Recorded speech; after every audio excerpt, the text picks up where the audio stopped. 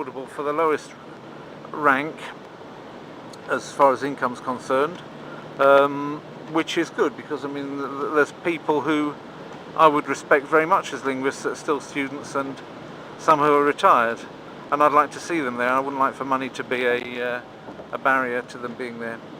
Anyway, back to what I was talking about, which is that Richard Simcott and Luca did the initial conference. They kind of showed that it could be done, and they were going to do it in Europe one year, in America another year, because of where the demand seemed to be coming from around the internet, which is all of this kicks off, of course, first off in the internet, in discussion groups, but most of all in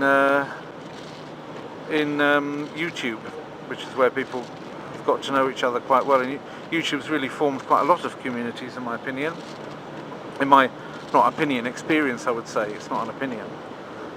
In my experience, YouTube's formed quite a few communities. Thankfully, there seems to be a nice community going on around my channel, which is great. That's fantastic. Everybody who's in that has got their other communities that they're also members of, on Google and on Facebook and things like that.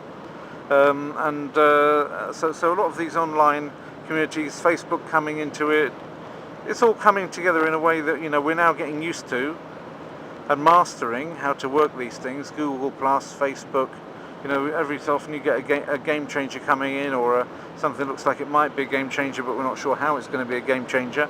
I think with the relation to Google Plus, by the time you've worked out what kind of a game changer that could be, it's probably going to change again, because that's the sort of way that Google does things.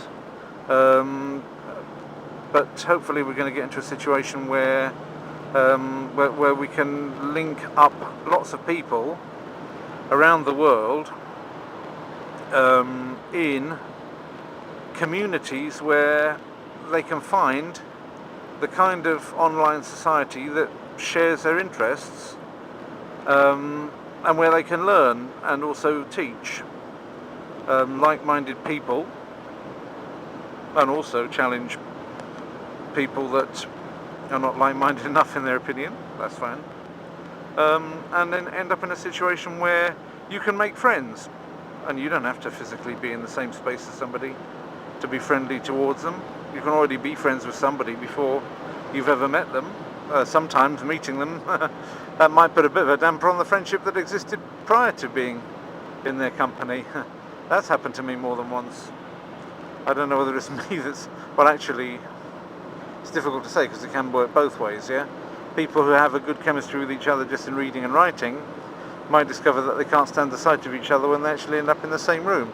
That's perfectly possible, and there's nothing to be surprised about. So, but anyway, people do like to get together, and then we have these conferences which start online and end up with people sharing space, physical space, and listening to each other, eating together, breaking bread together, doing the same things. So there we are. That's it. That's a good thing, isn't it? And it's wouldn't have been possible to have. I mean, there have always been polyglots, but the achievement of polyglots and the state of play with regard to how open it is to people to become a polyglot, and the ease by which you can start, and the amount of advice available to you, even completely free advice available to people that are interested in becoming polyglots, are interested in learning multiple languages, is I think unprecedentedly, if that's a word, high. If you're a polyglot, then everything's a word.